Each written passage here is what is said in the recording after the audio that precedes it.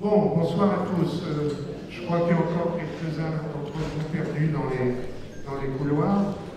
Donc, je vais en profiter pour vous faire quelques petites annonces. Tout d'abord, bonne rentrée. J'espère que vous avez passé de bonnes vacances. Ben, il n'y a pas un grand oui. Bon, ben, d'accord. Bon, c'est la première pour nous aussi.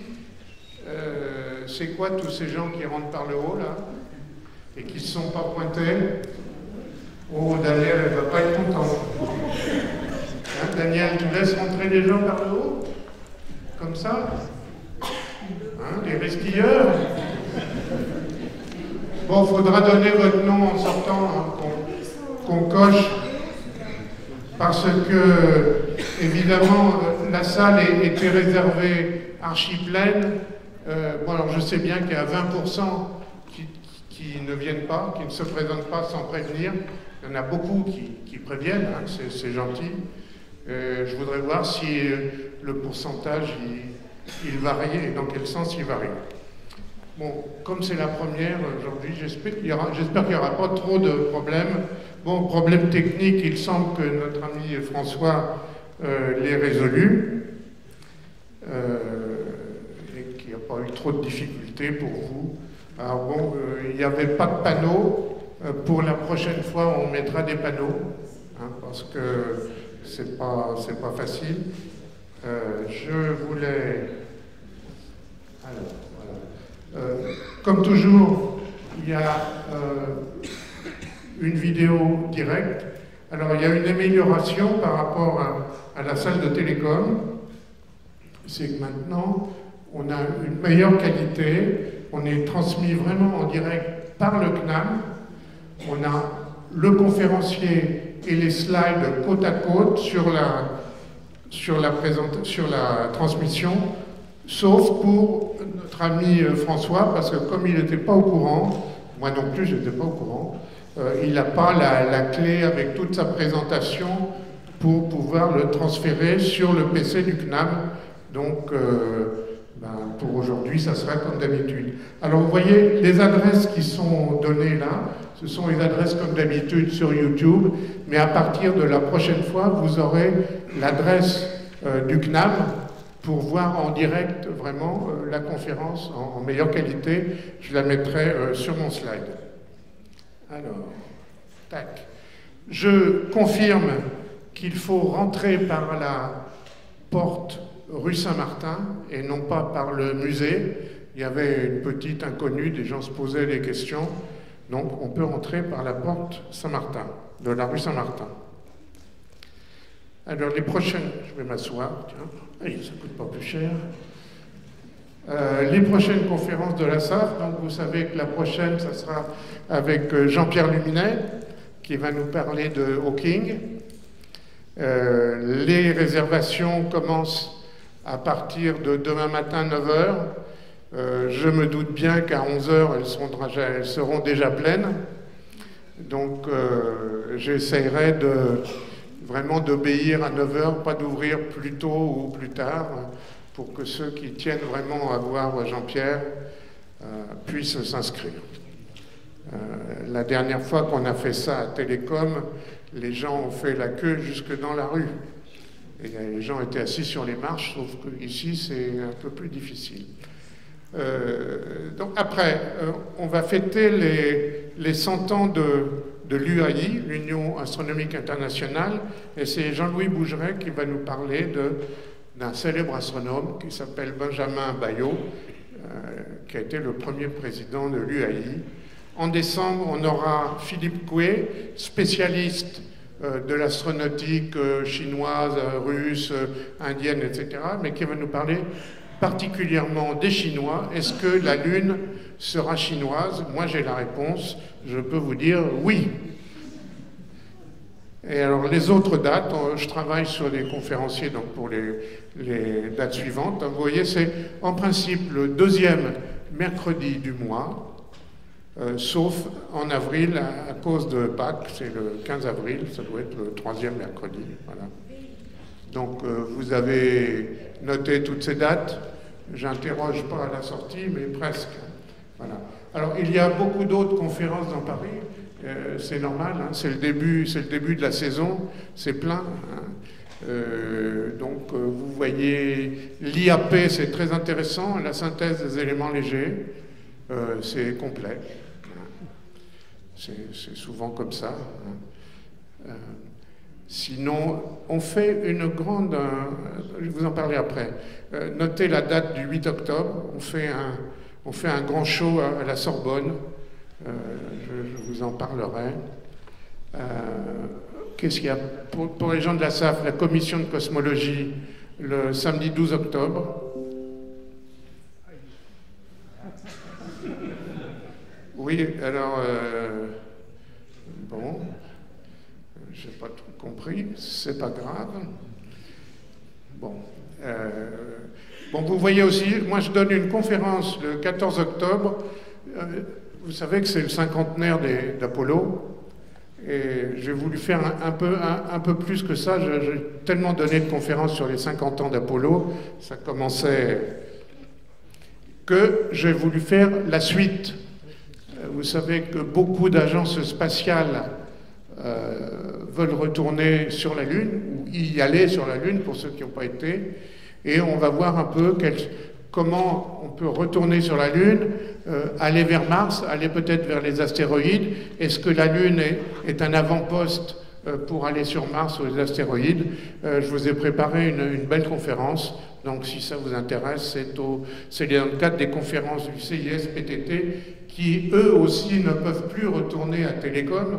Hein, bien sûr, ils avaient leurs entrées à Télécom, et ils ont trouvé un auditorium, l'auditorium Ahara, dans le 13e aussi.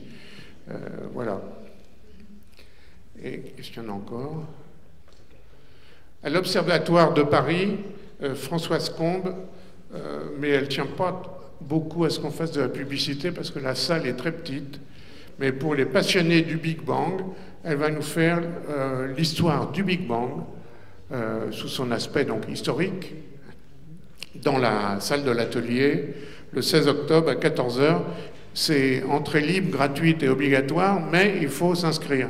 Hein, donc vous vous inscrivez, vous cliquez sur mon site, vous cliquez sur le séminaire d'histoire de l'astronomie et vous inscrivez.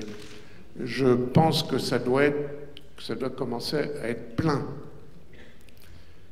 Voilà, je crois que ça, on a vu ça. Alors voilà ce dont je vous parlais.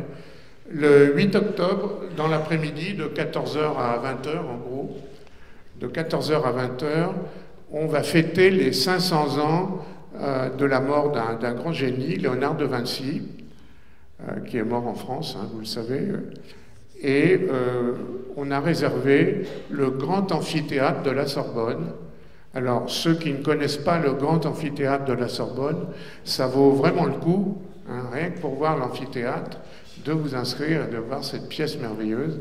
Alors, on fait venir il y aura des prix Nobel, il y aura des astronautes, il y a Jean-François Clairvoy, il y aura Jean-Pierre Luminet qui sera là, il y a des tas d'autres personnes. Il y aura Bernard Foin, hein, que vous connaissez, de l'Agence spatiale européenne. Et l'idée, c'est un peu de voir comment on peut retourner sur la Lune, là aussi. Est-ce que Léonard aimait la Lune, avait envisagé tout ce qu'on avait prévu de faire pour aller sur la Lune? Le site que je vous ai écrit en haut, indico.yen2p3, etc., c'est le site pour s'inscrire. Bien entendu, c'est gratuit. Hein. Il y a 900 places. Hein. Mais il y aura du monde, hein, je pense. Donc, on n'a pas fait beaucoup de publicité pour le moment. Le programme va sortir demain. Vous le trouverez sur mon site, si vous ne le trouvez pas ailleurs. Alors, allez, la suite. Voilà quelques photos de notre dernière conférence SAF à Télécom. Eh ben, c'était justement sur le futur, une table ronde sur le futur des voyages spatiaux avec nos amis que vous voyez ici, Olivier de Boursac, Nicolas Prantzos et Pierre-François Mouriot. Bon, salle pleine comme d'habitude. La prochaine fois, on reçoit Jean-Pierre Luminet, inutile de vous le présenter. Il viendra exprès de Marseille avec son accent qu'il a repris et nous parler de Hawking et de son univers. Et aujourd'hui, on reçoit François Forget, astrophysicien, planétologue que vous connaissez. Il est au LMD, à l'Institut Pierre-Simon de la Place. LMD, ça veut dire, ne souffle pas, laboratoire de modélisation dynamique. Ah, météorologie. Bon, d'accord, voilà. Un point pour lui. Et il va nous parler de l'exploration passée et future de Mars. Je vous souhaite une bonne conférence. Merci.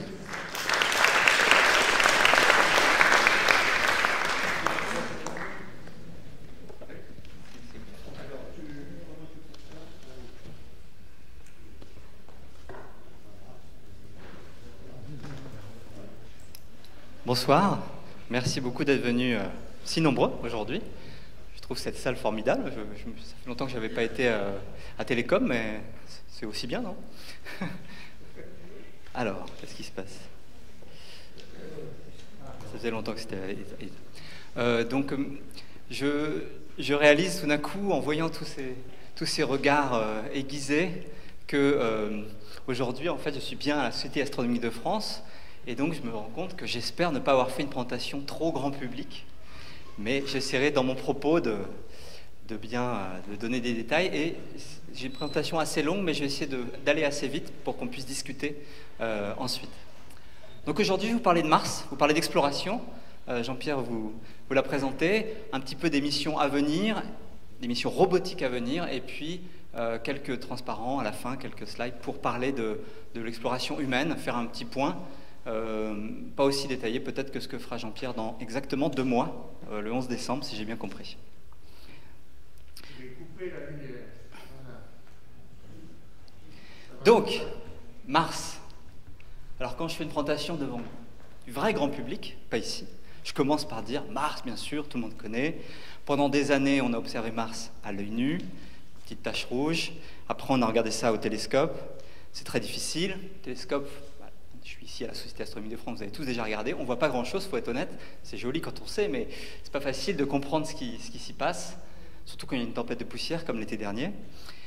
Mais malgré tout, on avait pu apprendre des choses, échafauder des scénarios, et bien sûr, pendant longtemps, on a cru qu'il y avait de la vie, des martiens, et il y a une fiction passionnante qui a complètement disparu. Pendant très longtemps, on disait les martiens, on pensait les extraterrestres, et c'est plus trop le cas maintenant, parce qu'évidemment, maintenant, on sait que la vraie planète Mars, elle est vraiment différente. Elle est peut-être moins spectaculaire pour les astronautes d'Hollywood. Mais en fait, non. La vraie planète Mars, c'est un monde tout à fait extraordinaire, très actif et qui mérite d'être exploré. Et ça, on l'a découvert comment? Bien sûr, c'est pas juste avec des télescopes. Il a fallu y aller. Il a fallu des fusées, il a fallu des sondes spatiales. Je vous illustre ça avec la première sonde européenne qui a été autour de Mars. La première sonde à se mettre en orbite autour de notre planète, c'était Mars Express, donc c'était un lancement déjà en 2003, une mission sur laquelle j'ai beaucoup travaillé. Est-ce que vous entendez bien?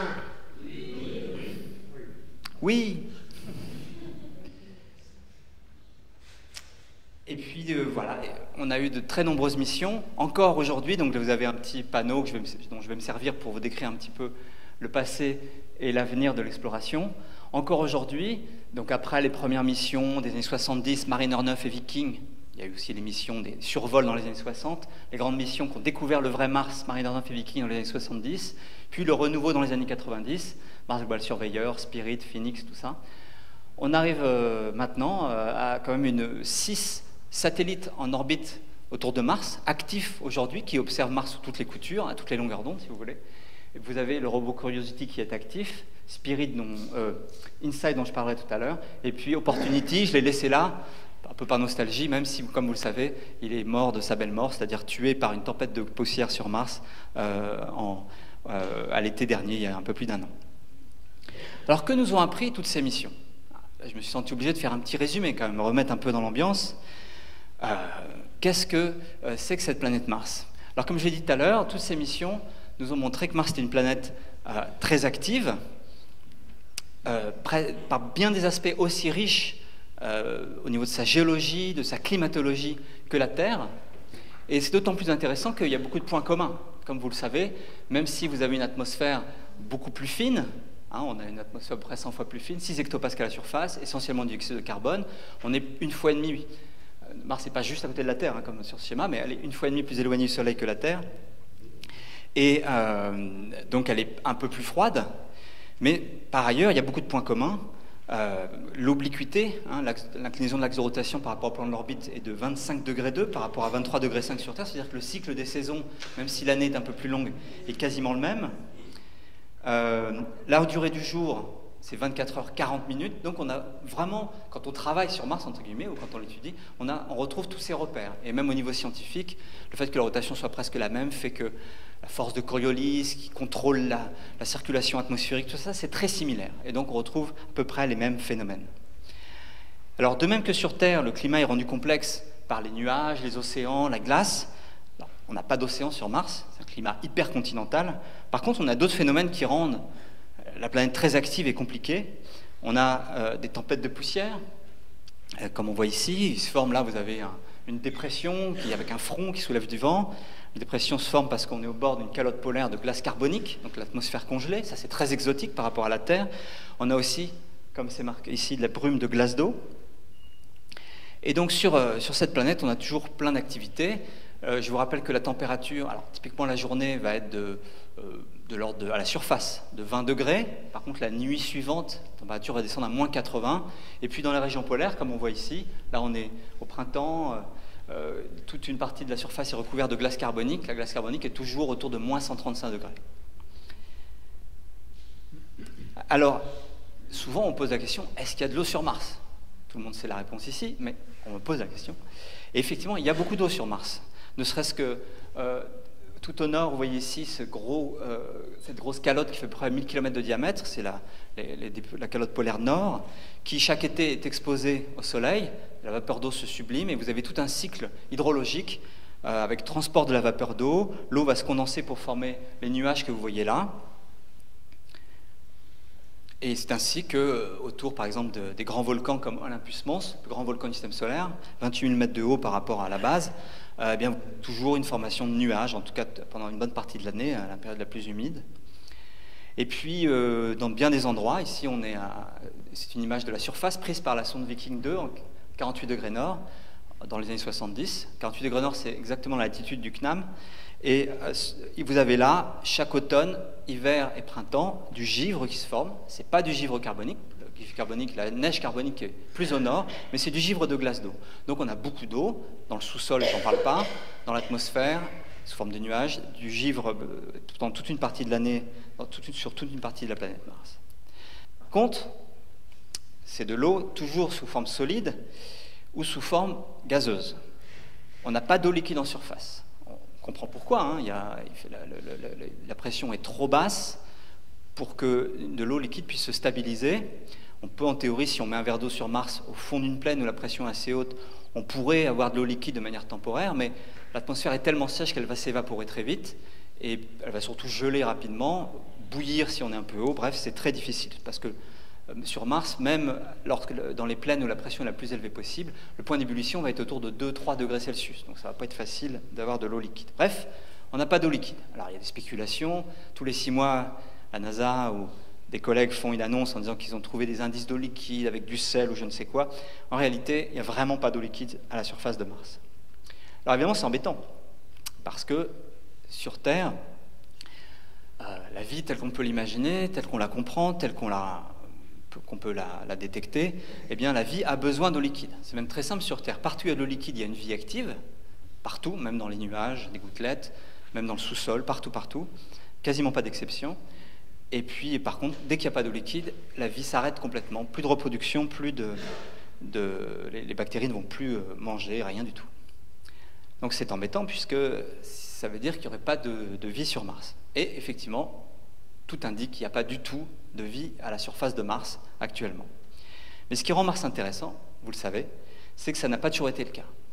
En effet, si on prend une carte graphique de Mars, donc vous avez tous déjà vu ça, on a les hauts plateaux au sud, hein, quand c'est rouge, c'est les hauts plateaux, et les grandes plaines du nord, et les hauts plateaux sud, on voit, sont recouverts de cratères. Alors, vous savez sans doute pourquoi, on n'a pas du tout ces cratères-là sur Terre, quasiment pas, par contre ça ressemble plutôt à la Lune. La raison, c'est que toute cette partie sud date de plusieurs milliards d'années. Elle est bien plus ancienne que la plupart des surfaces sur Terre. Sur Terre, la tectonique des plaques, l'érosion fait que la surface est sans cesse renouvelée. Ce n'est pas le cas sur sur Mars, et sur la Lune non plus. Résultat, vous avez plein de terrains qui remontent à 3,8-4 milliards d'années, c'est-à-dire dans la jeunesse du système solaire, la jeunesse de la planète. Et ce qui est intéressant, c'est que dès qu'on regarde dans ces terrains anciens, là où il y a beaucoup de cratères, eh bien, on voit des traces de lits de rivières, des traces de lacs. On peut presque démontrer que c'est quelque chose qui ressemblait beaucoup à la Terre, de l'eau liquide. Et on a eu vraiment, pendant probablement des millions d'années, voire peut-être des centaines de millions d'années, un cycle hydrologique qui ressemblait à la Terre, avec relativement aride, mais avec quand même probablement des précipitations.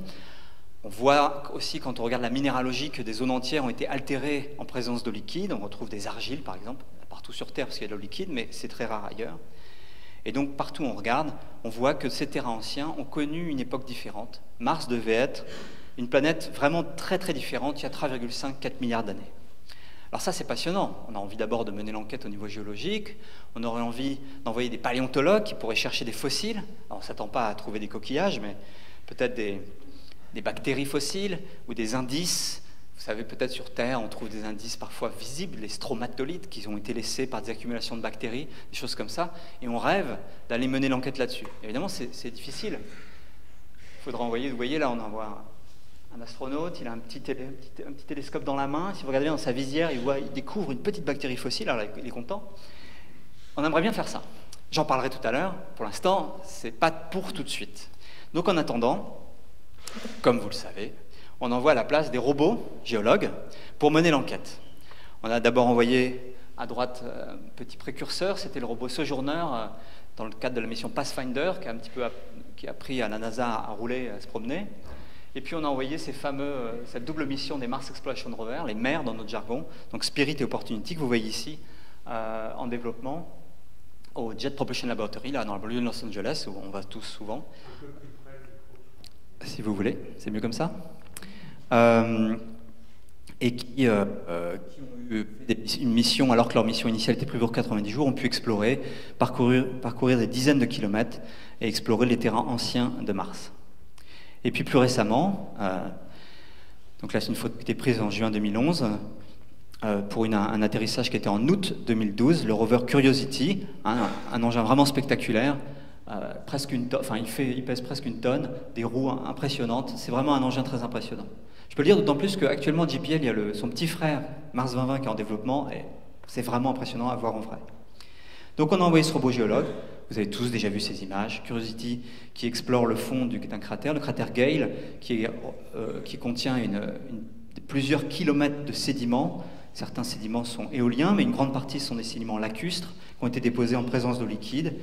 Au fond, rover Curiosity a pu cartographier cette zone, la Yellowknife Bay par exemple, qui a été démontrée comme étant les restes d'un ancien lac. Un petit peu plus loin, vous avez un torrent avec des galets.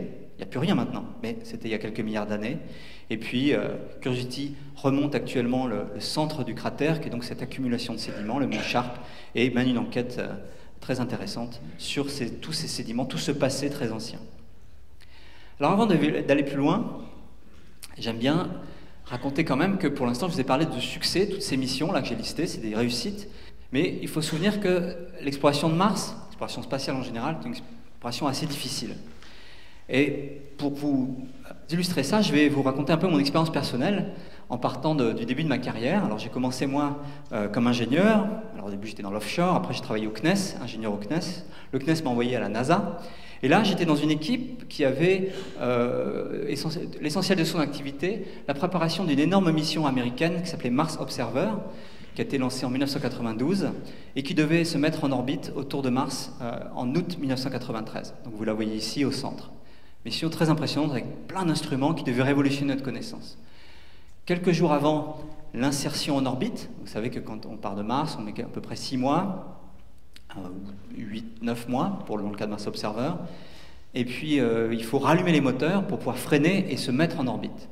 Donc quelques jours avant, la NASA a commencé à préparer, le JPL a commencé à préparer l'allumage des moteurs, remis sous pression les réservoirs, et hop, disparition. La sonde a explosé, il y a plusieurs scénarios pour expliquer ça. Bon, très bien. À ce moment-là, j'ai découvert que ingénieur c'est bien, mais en fait mon rêve c'était d'être chercheur, donc je suis rentré en France, j'ai commencé une thèse, et là j'ai commencé à travailler sur un des instruments de la sonde Mars 96, que vous voyez à droite. Une énorme mission, très ambitieuse, avec une très forte participation européenne et même française. Formidable, tout ça se déroule, arrive le mois de novembre 96, lancement de la sonde, sur une fusée Proton. Non, pas Proton d'ailleurs. Et donc, le lancement de la fusée, et comme vous le savez, il y a eu un problème dans le dernier étage de la sonde, elle a fini au fond de l'océan Pacifique. Bon. À ce moment-là, j'ai continué un peu ma carrière, j'ai pris du galon, et là, je suis devenu officiellement membre de l'équipe du Mars Climate Orbiter. Alors là, j'étais ce qu'on appelle co-investigateur, donc avec un soutien du CNES, et puis j'ai été pour la mise en orbite de ce satellite, le Mars Climate Orbiter, en septembre, le 23 septembre 1999, donc on était tous au Jet Propulsion Laboratory, et comme vous le savez peut-être, ça n'a pas marché. La sonde, au lieu de passer à 40 km d'altitude, 250 km d'altitude juste au-dessus de la surface pour sa mise en orbite, est passée à 40 km d'altitude et elle a brûlé dans l'atmosphère. Vous vous souvenez sans doute, la raison de cet accident, c'est qu'il y a eu une confusion d'unités. Alors parfois les gens pensent que c'est une confusion entre les kilomètres et les miles. Non, c'était quand même plus compliqué. C'est simplement que Lockheed Martin, qui avait fourni l'essentiel de la sonde, travaillait, comme la NASA le réclame, en unité système international, donc mètres, newton, Kelvin, tout ce que vous voulez, mais par erreur, les instructions sur les moteurs de correction de trajectoire étaient données en pounds, donc les vieilles unités impériales, et pas en newton. Mais la NASA travaille en newton, donc ils se sont trompés, ça a brûlé. Bon, alors juste après, là j'étais moins impliqué, mais arrive le Mars Polar Lander. On est quelques mois après, l'atterrissage était prévu pour donc, une sonde qui devait se poser au niveau du pôle sud de Mars, une autre mission de la NASA, en décembre 99. Moi, je suis passionné enfin, je m'intéresse beaucoup aux régions polaires, mais je n'étais pas officiellement impliqué, mais bon, j'ai quand même été sur place. La sonde est parfaitement rentrée dans l'atmosphère, mais on ne sait pas ce qui s'est passé après. Elle a disparu. Bon. Très bien. Donc après, j'ai continué. Alors, je me suis très fortement impliqué dans la mission européenne dont je vous ai parlé tout à l'heure, qui renaît des cendres de Mars 96, donc la mission Mars Express. Sur Mars Express, il y a des spectromètres français, une caméra allemande, un radar italien. Et puis, les Anglais ont dit, bah non, nous, on va fournir un petit atterrisseur, avec l'aide de l'Agence spatiale européenne, qui s'appelait Beagle 2. Vous voyez ici au milieu. Un petit atterrisseur, très ambitieux. Beagle 1, c'est le bateau sur lequel Darwin a fait ses aventures. Et Beagle 2, bah, c'était lui, il devait faire Darwin sur Mars, quoi. Donc, l'atterrissage était prévu la nuit de Noël 2003. Et ça n'a pas fonctionné. On n'a jamais eu de nouvelles. Enfin si, plusieurs années plus tard, la caméra très haute résolution de Mars Reconnaissance Orbiter, le satellite, a trouvé Beagle 2, et on a vu qu'elle s'est bien posée, elle a ouvert la moitié de ses panneaux solaires, et pas tout. Alors, je n'ai pas le temps d'en parler, mais la première commission d'enquête a conclu que c'était de ma faute. Je vous raconterai pendant les questions si vous voulez. Et puis bon, ça a continué. Bon, après, il y a eu cette grosse mission Phobos-Grunt en 2011, sur laquelle je n'étais pas beaucoup impliqué, mais qui elle aussi a raté l'allumage du quatrième étage plutôt, pour aller vers Mars, et elle a aussi fini au fond de l'océan Pacifique. Bref, c'est pas facile. Alors que conclure? Alors quand je raconte ça au grand public, et parfois à certains collègues,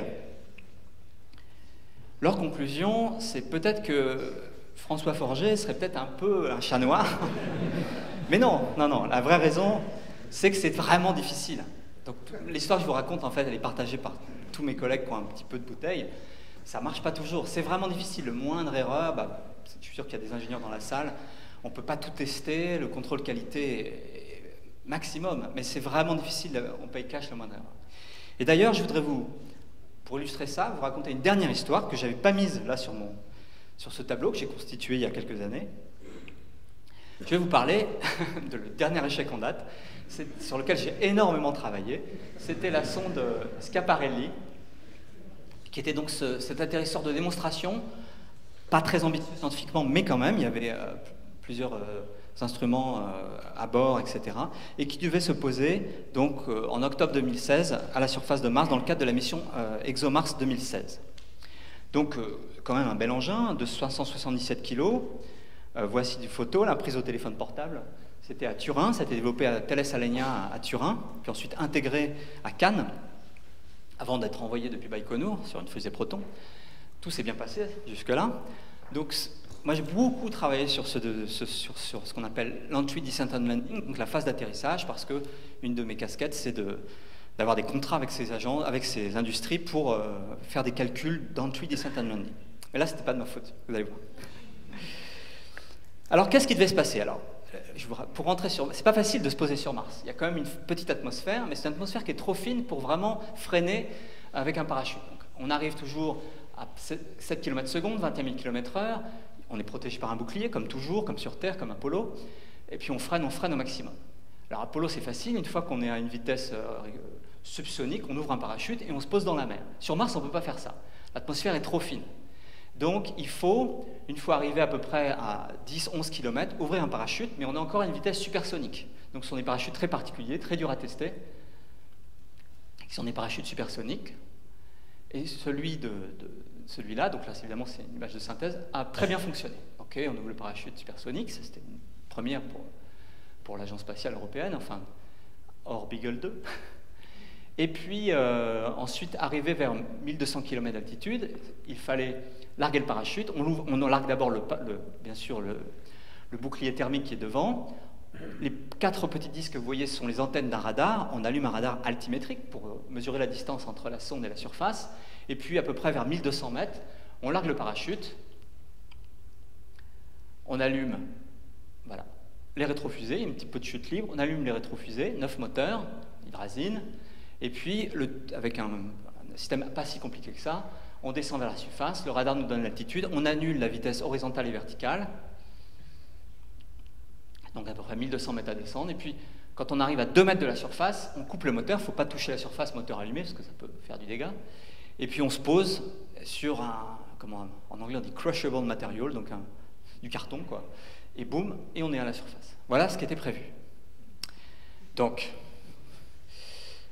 nous évidemment on n'était pas sur place, on ne voit pas ces images-là, mais moi j'étais dans la salle de commande des opérations à Darmstadt, c'est le centre spatial ESOC de l'Agence spatiale européenne, avec quelques collègues très impliqués. Et puis, on pouvait très bien suivre la chose. Pourquoi? Parce que, en temps réel, nos collègues indiens, qui possèdent un réseau de radiotélescopes incroyable à Pune, 28 radiotélescopes de 45 mètres de diamètre, avaient réussi à capter le signal UHF, signal pas très puissant, qui est en fait destiné à reléguer l'atterrisseur vers les satellites qui sont en orbite, qui devaient faire relais. Mais quand ils sont en orbite, ils peuvent récupérer l'information, puis la retransmettre plus tard. Donc on s'attendait à avoir des informations quelques heures plus tard. Mais grâce à nos amis indiens, on avait le signal, donc ce qu'on appelle la porteuse, sur l'écran, et on pouvait regarder en temps réel tout ce qui se passait. Et moi je connaissais par cœur la séquence d'EDL, Entry, Descent, Landing, et tout d'un coup, un peu trop tôt, pouf, le signal s'arrête. Donc les quelques initiés dans la salle, on s'est regardé, bien embêtés, et en fait, ça n'avait pas fonctionné. Le lendemain, la sonde Mars Reconnaissance Orbiteur a cartographié la région, et on a vu quoi? Un cratère. Alors qu'est-ce qui s'était passé? Eh bien, tout s'était très bien passé au début. L'ouverture du parachute, la descente. Et ce qui est bien, c'est qu'il y avait une partie qui était quand même très réussie, c'est que pendant ce temps-là, c'était vraiment l'objectif de la sonde, c'était de vérifier de nos technologies pour l'entrée des Descent and Landing. Le TRESGAS, toutes les informations technologiques et scientifiques, notamment l'expérience scientifique Amelia, pour mesurer des propriétés dont j'étais co-responsable, a pu récupérer pas mal d'informations. Par contre, les choses ont commencé à mal se passer à 11 000 mètres pendant l'ouverture du parachute. Comme prévu, le parachute a créé des énormes secousses.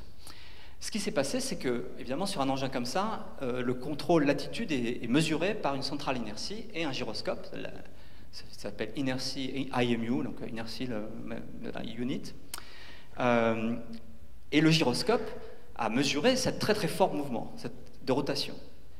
Mais ce qui s'est passé, c'est qu'il a saturé. Donc au lieu de mesurer ce très fort mouvement en radians par seconde pendant quelques millisecondes, il a saturé et il a transmis un mouvement énorme en radians par seconde pendant presque une seconde. Et ça, ce n'était pas prévu, ce n'était pas documenté par le fournisseur du matériel. Je peux le dénoncer, c'était Honeywell. Je ne pas le dire normalement. Et donc, la sonde, l'ordinateur a mesuré que la sonde avait vraiment tourné sur elle-même. Pour être sincère, ce n'est pas de la faute de Newell. Il aurait fallu qu'il y ait plus de moyens pour qu'on puisse vérifier, tester tout le matériel, y compris cette centrale à inertie. Donc ce qui s'est passé, c'est que, au lieu d'être en attitude réelle vers le bas, l'ordinateur a conclu que, vu la vitesse de rotation qu'il y avait eu pendant une seconde, on était la tête en bas.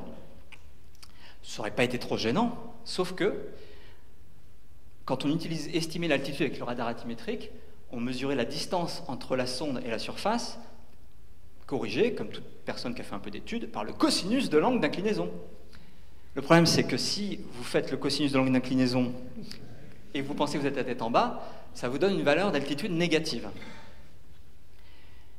Donc il y a eu à 4000 mètres l'estimation d'une altitude négative, panique pour un ordinateur, décision de larguer le parachute.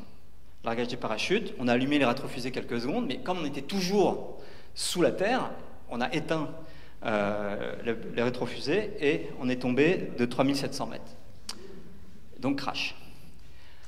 Que conclure de ça? Non.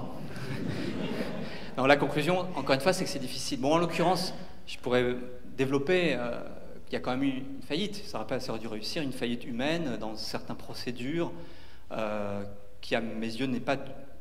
je ne pense pas que la faute soit sur les ingénieurs de Thales Alenia, qui étaient très brillants, mais un système de review, pour ceux qui connaissent, qui n'était pas, je pense, assez élaboré. Alors, donc, on arrive maintenant en 2010, alors j'ai mis 2018, on a toutes ces missions qui nous ont appris énormément de choses sur Mars. Alors, qu'est-ce qui va se passer maintenant? Quelle est la suite des missions robotiques? Alors, toutes ces missions robotiques à venir sont motivées par la science. Donc, une bonne manière de présenter les missions à venir, c'est de faire un peu un point sur ce qu'on sait et ce qu'on ne sait pas. Et en fait, je peux simplement résumer tout ce qu'on ne sait pas par des grandes questions. Et il y a plein de choses qu'on ne sait pas, évidemment. Je ne vais pas pouvoir détailler. Comment se forment les planètes telluriques comme Mars et la Terre? Est-ce que Mars s'est formé comme la Terre ou est-ce que c'est quelque chose de complètement différent? On aimerait bien le savoir, il manque des informations. Que s'est-il passé sur Mars il y a 4 milliards d'années? Puisqu'il y avait de l'eau liquide, la vie est-elle apparue? Donc, il t'a mené. Pourquoi Mars n'a pas connu le même destin que la Terre? Elle était propice à la vie, à l'eau liquide il y a 4 milliards d'années. Pourquoi est-ce qu'elle n'est pas restée comme ça? Comment fonctionne le système climatique martien aujourd'hui? La vie subsiste-t-elle dans le sous-sol martien? Voilà tout plein de questions sur lesquelles on aimerait enquêter. Alors, vous voyez que toutes ces questions ont plein de motivations. On essaie de comprendre nos origines, l'origine de la vie. On fait aussi de la planétologie comparée. Quand on essaie de comprendre comment la Terre et Mars ont démarré, comment fonctionne le système climatique martien, l'intérêt, c'est de comprendre comment fonctionnent les planètes telluriques. Bon, ça c'est pour faire genre. Bref, on apprend beaucoup sur nous. Alors, une première question, c'est comment se forme une planète tellurique comme Mars et la Terre? Et pour répondre à cette question, il faudrait connaître, si vous voulez, comment sont structurés l'intérieur des planètes. Alors, sur Terre, on le sait tous, on a tous vu ça dans les livres de sciences naturelles, eh bien, on connaît très bien la structure interne de la Terre. C'est même fascinant. Moi, je me souviens, quand on est au collège ou à l'école primaire, on se demande comment on a fait pour sonder l'intérieur de la Terre. Est-ce qu'on a fait des trous très profonds? Bien sûr que non. Comment on a fait pour savoir qu'il y avait une graine, un manteau, avec une structure? On connaît maintenant la structure de manière très détaillée, et ça, c'est un schéma simplifié niveau CM2, mais on connaît mieux. Alors, comment on a appris ça? On a appris ça en faisant de la sismologie. Tout simplement, depuis toutes ces années, depuis plus de 100 ans, on a un réseau de sismographes à la surface de la Terre. Puis dès qu'il y a un tremblement de terre, excusez-moi, eh bien, le tremblement de terre lui-même est intéressant, mais ce qui est surtout intéressant, c'est qu'il crée une source d'ondes qui vont éclairer l'intérieur de la Terre comme en échographie, et le réseau de sismographes va absolument sonder l'intérieur, la structure interne de la Terre en détail. Et évidemment, on aimerait faire ça sur toutes les autres planètes pour pouvoir comprendre comment ils sont structurés.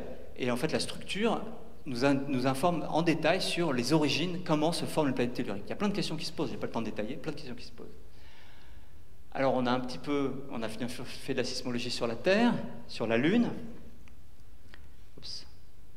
Et puis, on aimerait bien faire la même chose sur Mars. Alors, comme vous le savez, on a enfin démarré cette enquête-là grâce à une mission, la mission InSight, qui a posé, il y a quelques mois, un sismomètre à la surface de Mars. Alors, voilà un time-lapse qui illustre le montage de cet atterrisseur, qui s'est posé donc, il y a quelques mois.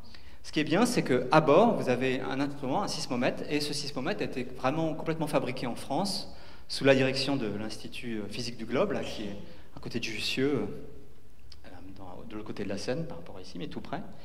Et on a pu développer un instrument que personne ne savait faire, y compris les Américains, donc ce sismomètre qui s'appelle SAIS, sous la direction de mon collègue Philippe Lognonnet.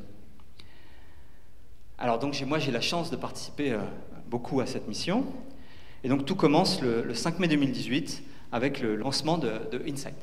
Alors voilà une photo, c'est vraiment une photo. Bon, en fait, InSight n'est pas lancé depuis la Floride comme d'habitude, mais depuis une base en Californie qui s'appelle Vandenberg, pour aller vers Mars, c'était bien. Sauf que c'est une zone très connue pour ses brumes, et on n'a rien vu du tout. On a entendu quelque chose, mais on n'a rien vu du tout. Il y a un pilote d'avion de touristes un peu astucieux qui s'est mis à la limite de la zone d'exclusion et qui a pu prendre la photo de la sonde qui décolle, mais nous, on n'a rien vu du tout. Donc, InSight est donc arrivé sur Mars le 26 novembre dernier, et à nouveau, je vous montre des images de synthèse, à nouveau pour vous montrer toutes ces 6 minutes de terreur, on appelle ça, de la sonde InSight qui est à nouveau entrée à 21 000 km/h, comme le film que je vous ai montré précédemment, mais qui cette fois a pu se poser. Alors le système est un peu différent, c'est le système américain qui était quand même bien au point, puisque c'était la même technologie exactement que la sonde Phoenix en 2008, mais malgré tout, je vous assure que c'est un stress incroyable de vivre ces 6 minutes de terreur, surtout quand on est spécialisé dans les échecs. Alors j'avais pas mal travaillé sur l'environnement d'InSight, on avait un contrat avec le CNES et le JPL, mais moins que les fois d'avant. Et donc la sonde arrive sur trois pieds, hein, c'est plus genre modèle lunaire sur la Lune, des rétrofusées, quelque chose de très commandé, et puis voilà, la sonde devait se poser.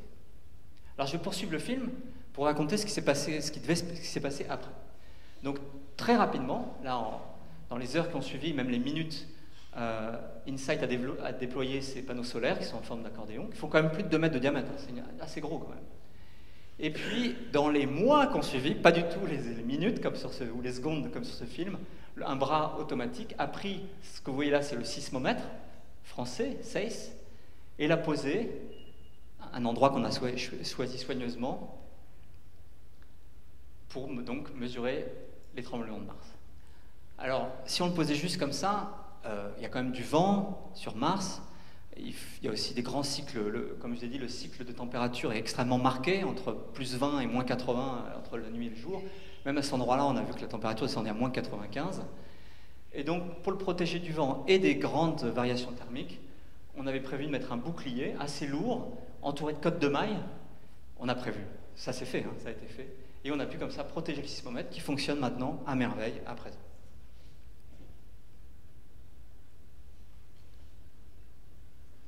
Alors, l'atterrissage a réussi, joie énorme, vraiment très émouvant, je voulais juste vous montrer. Ça, c'est la salle des opérations, j'y étais pas. Moi, j'étais dans une salle à côté avec les scientifiques. Ça, c'est quelques minutes après l'atterrissage. Et ce qui était bien, c'est que quelques minutes après l'atterrissage, on a immédiatement reçu des photographies de la surface. Alors, la photo est très mauvaise parce que l'objectif de la caméra était complètement, couvert par des particules qui ont été soulevées par les rétrofusées, mais on a pu enlever la cellule et on a pu voir les choses. Alors la raison pour laquelle on a pu avoir des images aussi rapidement, je vous ai dit que c'est pas toujours facile, puisque les satellites de transmission ne peuvent pas généralement retransmettre vers la Terre en temps réel, ils doivent se tourner vers la Terre, c'est que, accompagné InSight, 2 petits CubeSat, des microsatellites, qui l'ont suivi. Et au moment où la sonde s'est posée, ils ont retransmis en temps réel les images de la surface. Alors je vous le mentionne parce que je pense que c'est l'avenir aussi de l'exploration des planètes et de Mars. On aura de plus en plus de microsatellites. Alors c'est vraiment pas un gros truc, hein. 13 kilos, il y en avait 2 comme ça, très très simples. Ils sont pas connus, ils ont pas coûté trop cher, mais je dois dire que les ingénieurs qui étaient en charge de ça, c'était des super pointures du JPL, donc c'est pas un projet d'étudiant.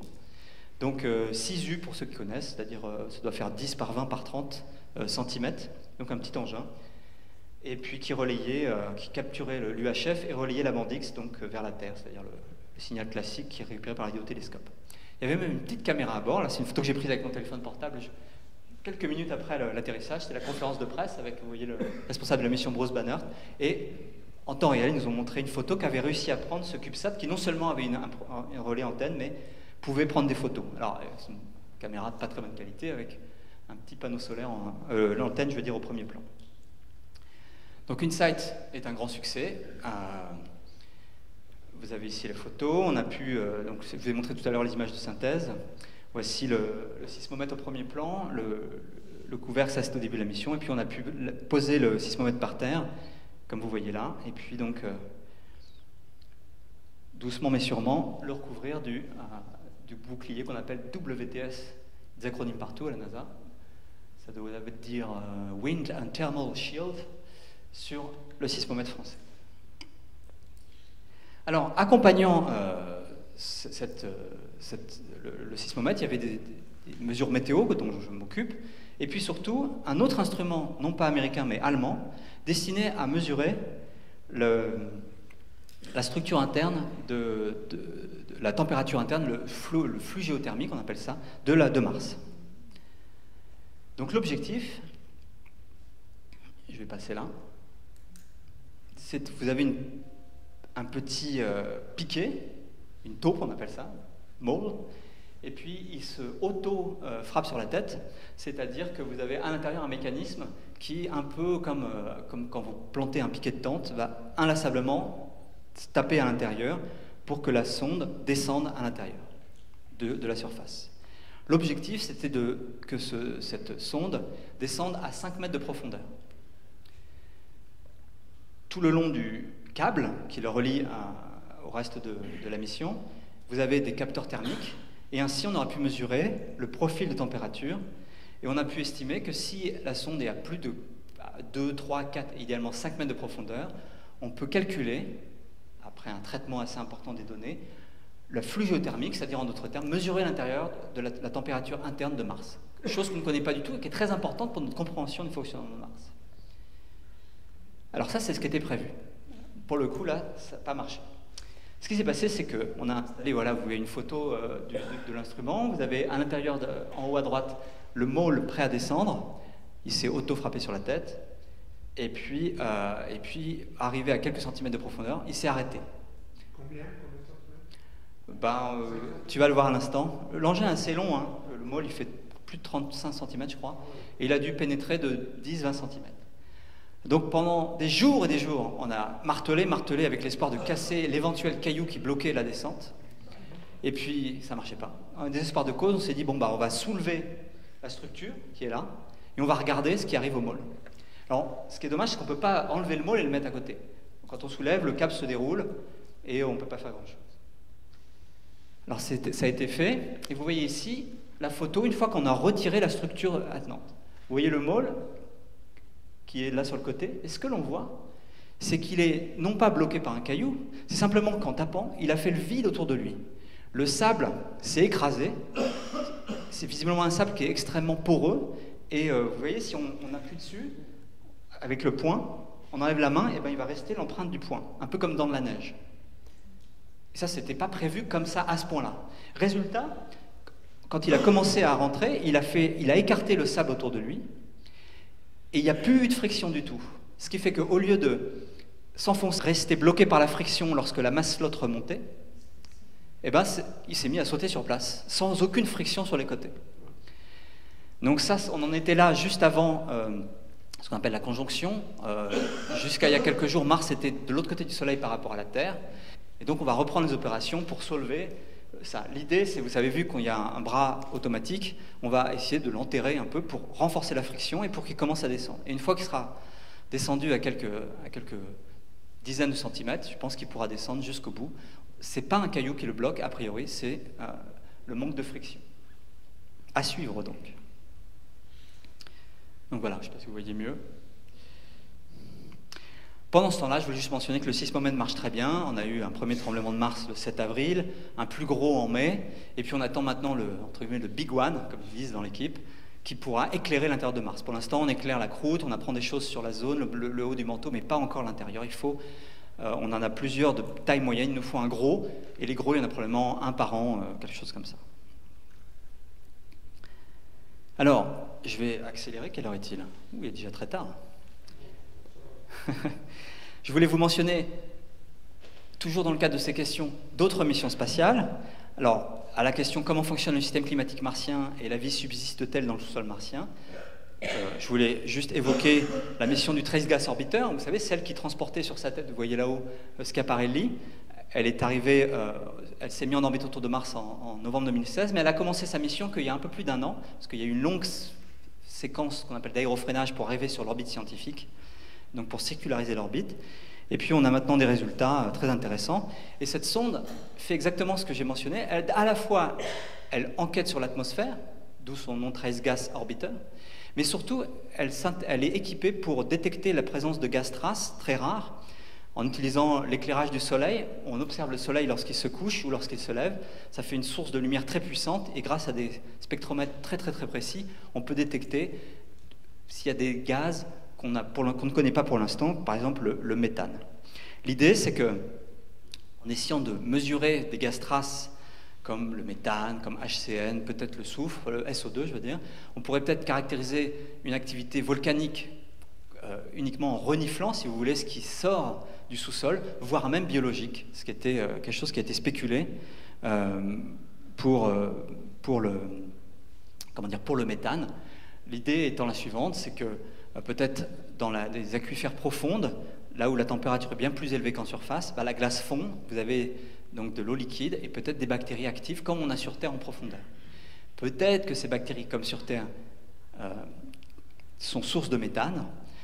Bon, je dois dire que pour l'instant, on n'a rien vu du tout, même beaucoup moins que ce que voit Curiosity, donc il y a un mystère scientifique que je ne vais pas avoir le temps de développer. Autre mission dédiée à l'exploration du système climatique martien, une mission étonnante qui a été initiée par les Émirats arabes unis, sur lequel je travaille un peu, qui s'appelle Hope Amal en arabe, Al-Amal, espoir. Et cette mission est entièrement dédiée à faire de la météorologie. Alors c'est une mission qui est ambitieuse pour les Émirats arabes unis, ils sont quand même alliés à différentes universités à travers le monde, notamment aux États-Unis, mais elle reste très simple par rapport à ce que pourrait faire l'Europe ou les États-Unis. Mais elle est astucieuse parce qu'elle a choisi une orbite particulière pour faire une science nouvelle. Avant d'aller plus loin dans le détail, je voudrais dire une chose qui est étonnante sur cette mission, c'est que aux Émirats arabes unis, il y a un biais culturel qui est absolument l'inverse en Europe et en France, c'est que les études scientifiques sont absolument le choix des femmes. Depuis la création des Émirats, aux Émirats arabes unis, on a promu l'éducation des femmes, et l'histoire fait que les hommes vont plutôt faire du business, et à 90%, les ingénieurs et les scientifiques sont des femmes. D'ailleurs, la chef de mission est une très charismatique femme qui s'appelle Sarah Amiri, qui est très impressionnante, et toute l'équipe est constituée de femmes. Donc c'est assez étonnant quand on va travailler sur une mission d'un pays comme cela, on ne s'attendrait pas à ça, et c'est exactement l'inverse. Tout est très féminin, et eux-mêmes sont un peu choqués de voir qu'il n'y a que des hommes dans les ingénieurs européens et américains.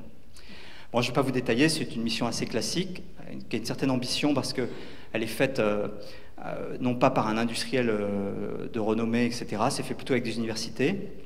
Des instruments très classiques, je ne vais pas détailler, une caméra thermique, une caméra normale, un spectromètre ultraviolet.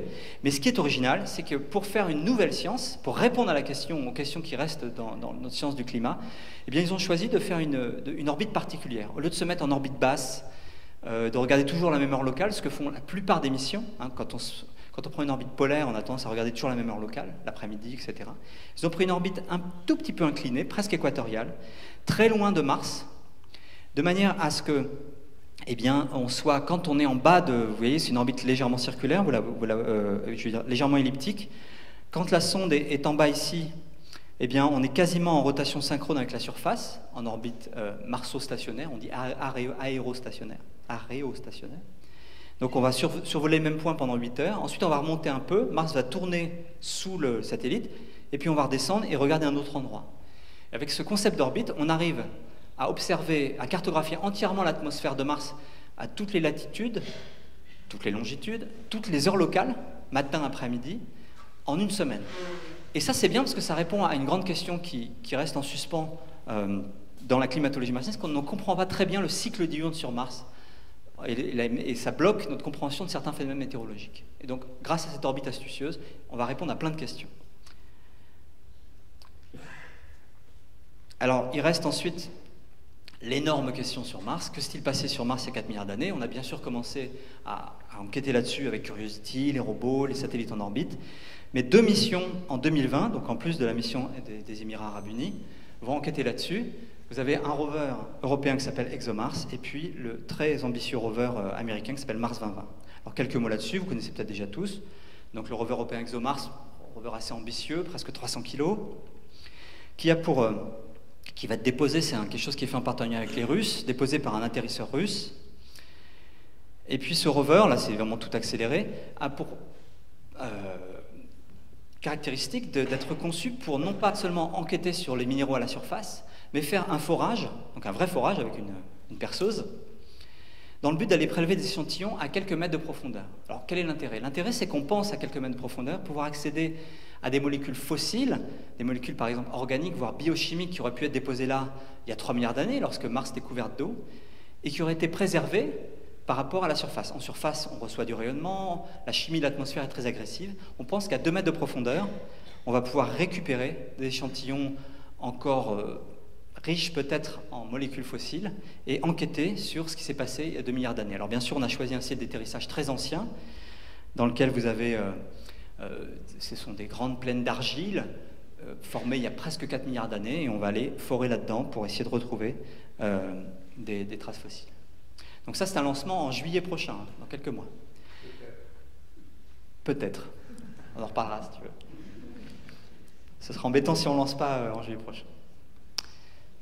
Mais effectivement, on a des problèmes de parachute. Voilà pourquoi Jean-Pierre interrompt un propos. Alors, parallèlement, la NASA développe un nouveau type de rover de genre Curiosity, mais quand même un petit peu différent. Donc là, je vous montre une chose. Et en particulier, ce petit film, là, vous montre le rover, et aussi quelque chose qui va accompagner ce rover, un système de technologique démonstration. Ça va être un petit hélicoptère qui va être utile un petit peu pour cartographier localement et montrer un peu le chemin au rover, mais c'est avant tout pour démontrer si on est capable de le faire. Alors voilà, c'est des images de synthèse.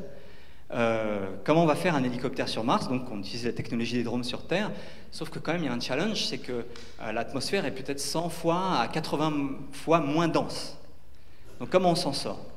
Alors l'astuce, donc vous voyez, c'est un petit hélicoptère qui va être capable de vivre en autonomie, il y a des petits panneaux solaires, et il va faire des vols de 90 secondes avec une caméra et comme cartographié.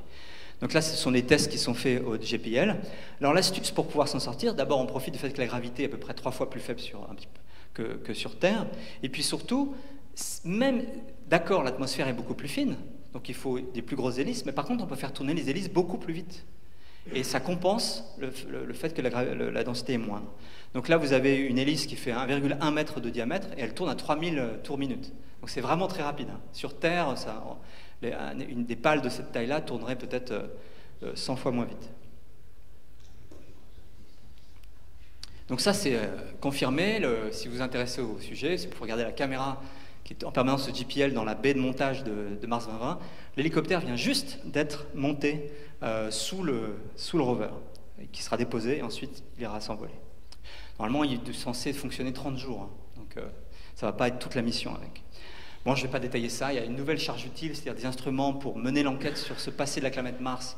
On va atterrir dans un terrain très ancien, dans un ancien delta qui s'appelle J0 Crater, très très intéressant. Il y a tout un sorte d'instrument. Je mentionnerai quand même l'instrument SuperCam, qui est essentiellement développé en France, en collaboration avec des collègues américains, et qui va mener l'enquête sur toute la minéralogie sur place. En fait, ce qui est surtout très important sur ce Mars 2020, c'est que ce n'est pas un nouveau Curiosity simplement. Il a cette fois l'ambition d'aller ramasser des échantillons, de les mettre dans des petits tubes scellés et de les déposer à la surface en tas pour qu'on puisse aller les chercher plus tard. L'idée, c'est de préparer la mission de retour d'échantillons, Mars Sample Return, qui a priori est prévue pour 2026. Donc, une fois que le rover Mars 2020 aura prélevé ces roches, les a scellées dans des petits tubes, déposées en tas dans certains endroits, eh bien, voilà qui est fait. En 2026, peut-être 2028, une nouvelle mission va se poser à la surface. Il y aura dessus ce qu'on appelle un fetch rover, un petit rover de ramassage, qui pour l'instant est prévu pour être fourni par l'Agence spatiale européenne. Et puis ensuite, on met tout ça dans une fusée, le Mars Ascent Vehicle. On envoie tout ça en orbite. Alors, c'est pas facile.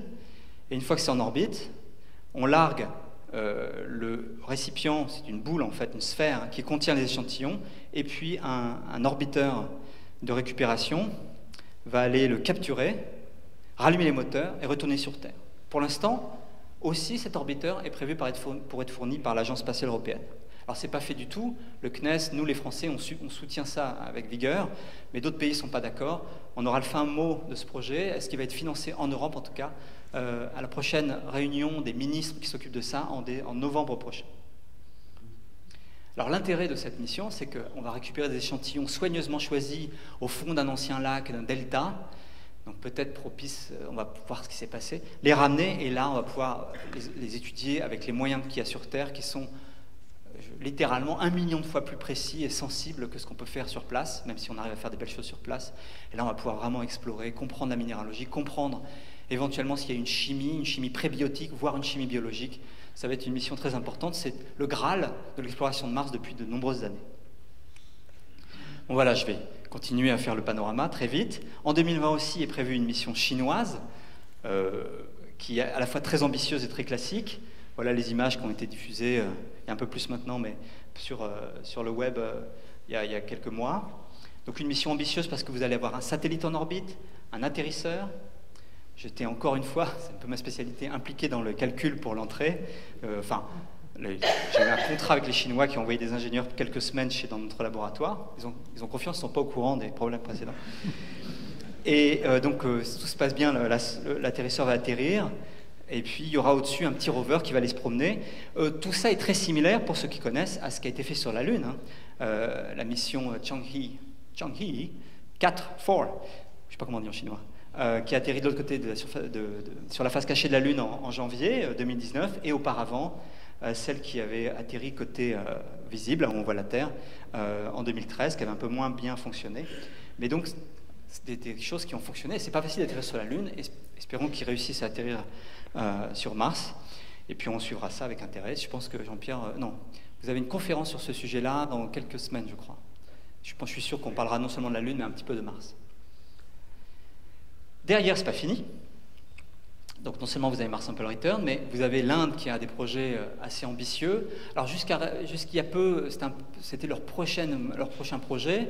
Et puis depuis, ils ont décidé de renvoyer une mission vers la Lune, vers Vénus d'abord, mais officiellement vous avez une mission indienne. Ce sera la deuxième. Hein. Il y a déjà une première, vous avez vu en 2011 ici, Mangalyaan, et vous aurez Mangalyaan 2 qui doit arriver dans les années 2024 normalement.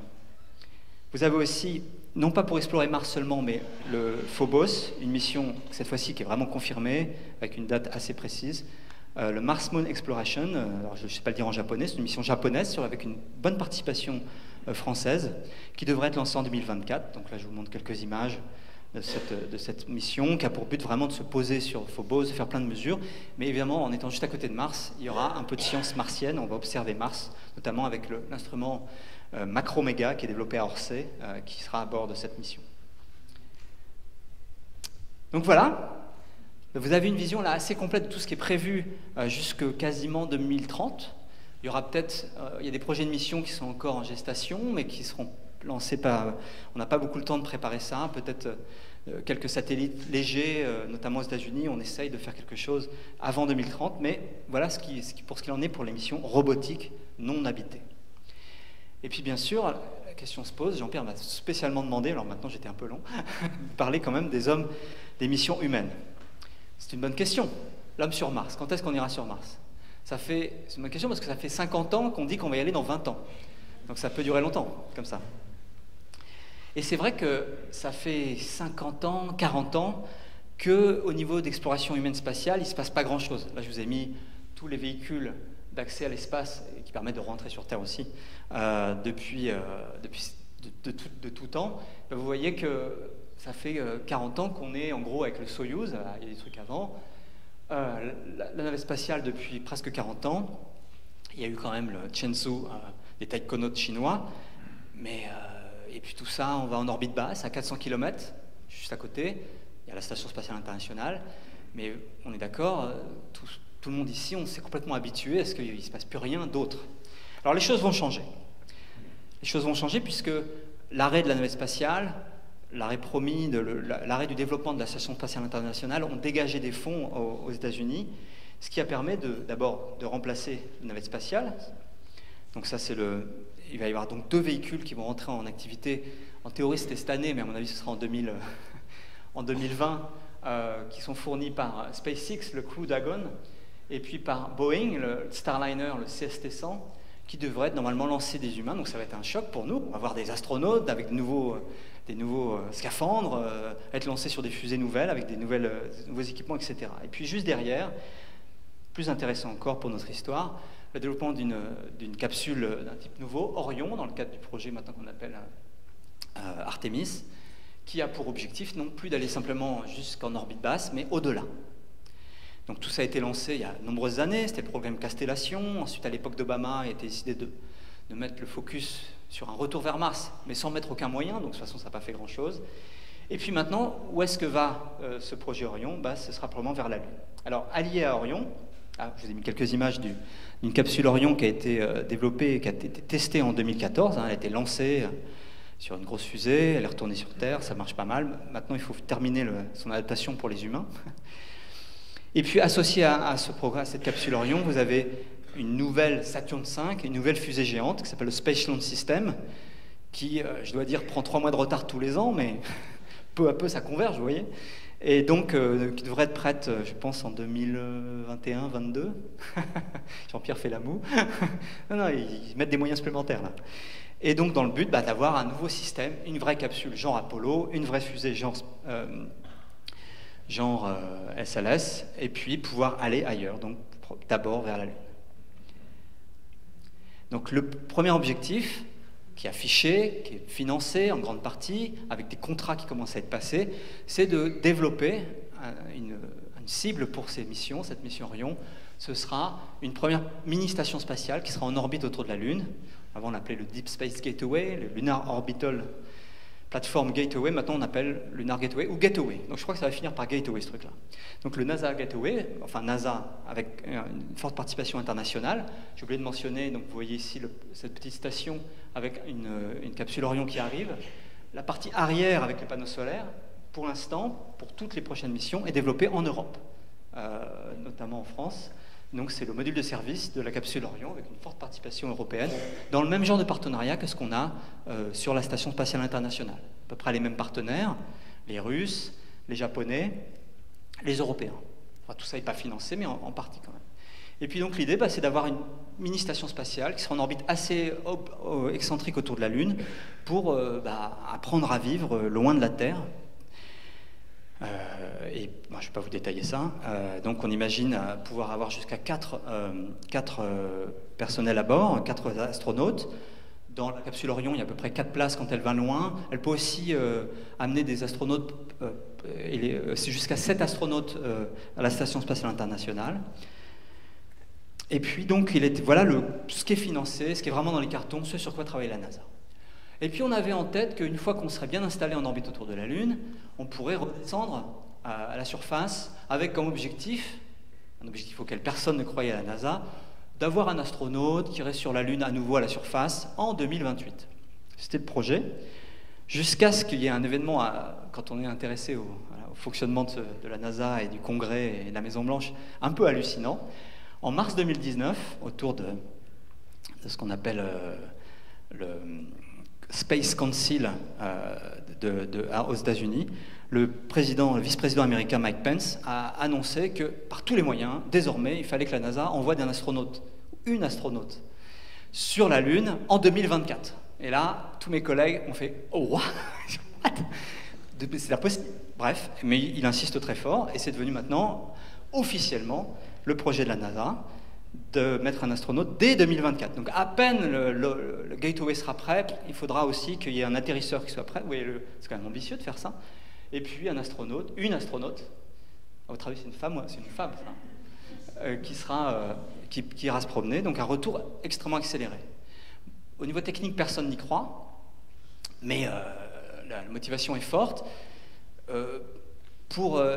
C'était tellement improvisé que ce n'était pas prévu dans le budget cette année. Alors la NASA a rallongé, ils ont rajouté 1,2 milliard. C'est pas du tout suffisant. Donc on verra tout de suite si, par exemple, la NASA, la Maison Blanche, excusez-moi, puis le Congrès a confirmé. Si on rajoute 5 milliards l'année prochaine, alors oui, peut-être que ce sera faisable, sachant que le budget de la NASA total, c'est 20 milliards à peu près, grosso modo, par an. Alors parallèlement, je ne peux pas m'empêcher de mentionner le fait que SpaceX, dans son coin, sans pour l'instant un vrai financement, développe aussi une fusée gigantesque, qu'on a appelé longtemps le BFR, officiellement pour Big Falcon Rocket, officieusement le Big Fucking Rocket. Et maintenant, le nom a changé. C'est devenu, avec la partie Super Heavy en dessous, et au-dessus, le Starship. Donc c'est ce projet gigantesque qui est vraiment en développement, qui est vraiment en test, un engin un truc qui fait 9 mètres de diamètre. Si vous, tout Internet ne parle que de ça, vous pouvez regarder, il y a des forums entiers, des gens que... Personne ne s'intéresse au Space Launch System à droite, Saturn 5 quand même cette année, c'était l'année, mais tout le monde parle de ça. Alors c'est pas financé vraiment, mais SpaceX va à un moment donné dire à la NASA, moi j'ai développé ça, vous me donnez tant, je vous fais une fusée énorme qui sera plus performante, ou presque aussi performante que le Space Launch System, en termes de masse qu'on peut mettre en orbite basse, sauf que là, vous avez un espace énorme pour les astronautes, et puis ce que souhaite faire SpaceX, pour compenser le fait que finalement on ne peut mettre que 100 tonnes en orbite basse, finalement un peu moins presque que le Space Launch System, c'est de pouvoir remettre du carburant, le refueling, une fois en orbite pour aller vers Mars, vers la Lune, où vous voulez. Donc c'est un projet vraiment très très populaire dans la communauté des space fans, des fans de l'espace. Et puis d'autant plus que plus ça va, plus c'est joli, parce qu'au début ça devait être en carbone, et maintenant c'est en acier. Donc les images absolument éblouissantes. Cette énorme fusée, tout en acier, qui doit être lancée. Faudra quand même un financement à un moment donné. Je vois mal SpaceX pouvoir développer ça tout seul jusqu'au bout. On verra. Bon, pour l'instant, je vous ai parlé que de la Lune. Alors, qu'en est-il des hommes sur Mars? Allez, quelques minutes encore. Ouais, je vais aller très vite. Alors, c'était vraiment l'objectif à l'époque d'Obama, sauf qu'il n'y avait pas de moyens. Obama avait dit d'aller sur la Lune, on a déjà été, c'est pas la peine d'y retourner. Maintenant, l'administration Trump, même si Trump ne comprend rien, mais officiellement dit on va retourner sur la Lune. La NASA est d'accord, on va dire, et donc l'objectif pour l'instant, c'est de mettre beaucoup de moyens vers la Lune et officiellement de préparer Mars. Le problème, c'est que si on retourne sur la Lune, si par exemple on fait une station à la surface de la Lune permanente, voire un Moon Village, comme le souhaite notre directeur de l'Agence spatiale européenne, donc une espèce de station spatiale internationale, mais à la surface de la Lune, ça va prendre toutes les ressources disponibles pendant les 10, 20, 30 années prochaines, donc Mars ne va pas venir tout de suite. Néanmoins, le propos officiel à la NASA, c'est de dire qu'on va juste un peu sur la Lune pour s'entraîner, pour aller sur Mars, donc Mars est le vrai objectif. Alors, je vais aller dans les détails ensuite, mais à ce stade, souvent, on va poser la question, est-ce qu'on peut vraiment aller sur Mars? Est-ce qu'on a la technologie actuellement pour aller sur Mars? Personnellement, je pense que oui. C'est quand même beaucoup plus facile de prévoir d'aller sur Mars maintenant que de prévoir d'aller sur la Lune en 1962. Donc, on a la technologie, mais il y a du développement. Donc, le premier challenge, alors, quelques mots quand même. Aller vers Mars, c'est quand même très ambitieux. Pourquoi c'est très ambitieux? Parce qu'il faut, voilà, typiquement, un des scénarios, il y en a de multiples scénarios pour aller vers Mars, mais on imagine par exemple 4 lancements de la Space Launch System pour faire un cargo qui va amener plein de matériel sur Mars pour pouvoir en repartir. Ensuite, 2 ans plus tard, on peut lancer vers Mars que tous les 2 ans, tous les 26 mois. On envoie à nouveau du cargo et puis un équipage. L'équipage va mettre 6 mois à peu près pour aller vers Mars. Il se met en orbite, il se pose à la surface, il y reste une trentaine de mois, comme c'est écrit ici, 30 mois au total, c'est marqué 500 jours, un peu plus d'une année. C'est à cause on ne peut pas tout le temps repartir de la Mars vers la Terre de la même manière qu'on ne peut pas tout le temps aller de la Terre vers Mars. On repart et enfin on retourne sur Terre. Donc vous voyez, beaucoup de lancements, beaucoup de matériel. J'y reviendrai plus en détail dans quelques secondes. Donc finalement, le vrai défi numéro 1 d'une mission vers Mars, c'est le coût. C'est le coût. Parce que c'est beaucoup, beaucoup trop cher pour le justifier scientifiquement. C'était le cas pour Apollo. Apollo, le conseiller scientifique de Kennedy a accepté de soutenir Apollo à condition qu'on dise jamais qu'on faisait ça pour la science.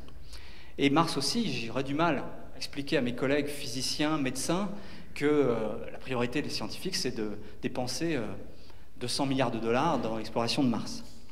Donc, le problème de justification est le même que d'habitude pour l'exploration humaine, que pour l'exploration de la Lune et pour la Station spatiale internationale, c'est qu'il faut le justifier autrement. Donc simplement, ça répond je suis sûr, au désir de beaucoup de personnes dans cette salle, j'espère, peut-être pas, Ce qui fait que ça répond au désir d'explorer, d'aventure, etc., de plein de contribuables. Ça, c'est bien. Et donc des politiques. Il y a quand même des raisons objectives de faire de l'exploration humaine, même jusqu'à Mars. Par exemple, ça permet de susciter des vocations pour les sciences et les études d'ingénieurs dans tel ou tel pays. C'est important pour un pays que les gens ne fassent pas que la Star Academy et des choses comme ça. Il faut un peu faire des maths.